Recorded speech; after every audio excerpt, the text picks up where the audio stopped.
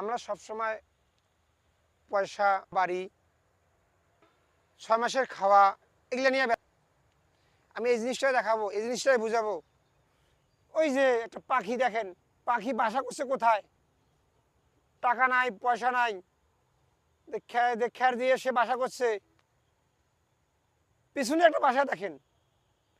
আমরা বাঁচিব কয়দিন? সে কোটি কোটি টাকা খরচ করে সে বাসা তৈরি করছে।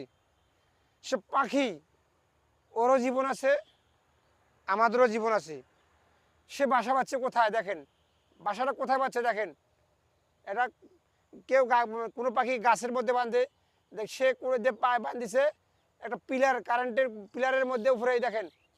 সে বাচ্চাদের খাওয়াচ্ছে, বাচ্চার সামনে উপরে তাদের সাইডে পাখিগুলা আছে। কারণ এরা কখনো খাওয়া বাসার মধ্যে 6 মাসে রাখে না। এরা প্রতিদিনকার খাবার প্রতিদিনে ম্যানেজ করে। আমরা মানুষ, পৃথিবীর মধ্যে শ্রেষ্ঠ জীব হলো মানুষ। আমাদের মধ্যে হিংসা বরাদ্দ করে। আমরা কি করি? খাবার স্টক করে রাখি। তো পাখিটা তো কখনো খাবার স্টক করে নাই। পাখিটা কখনো খাবার স্টক করছে? এর কোনো আছে? গুডআউট নাই, কোনো স্টোর নাই, কোনো কিছু নাই।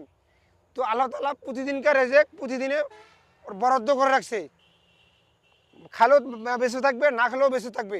তো বাট আমরা মানুষ, আমরা সঞ্চয় করি, জমা করি দীর্ঘদিন বাঁচার জন্য আর দীর্ঘদিন খাওয়ার জন্য। গুডাউনের মধ্যে জমা রাখি। তো পাখিটা কখনো রাখে না। আমি এটুকুই বোঝাতে চাচ্ছি। এর মধ্যে ভেদাভেদ এটুকুই। আল্লাহ তাআলা প্রতিদিনকার খাবার প্রতিদিনে আমাদের ম্যানেজ করে দিবে। হয় খাবো, যদি আমার রিজেক থাকে আমি খেতে পারবো, আর যদি রিজেক না থাকে আমরা খেতে পারবো না। সে পাখিটা যদি রিজেক থাকে খেতে পারবে, যদি রিজেক না থাকে কখনোই খেতে পারবে না।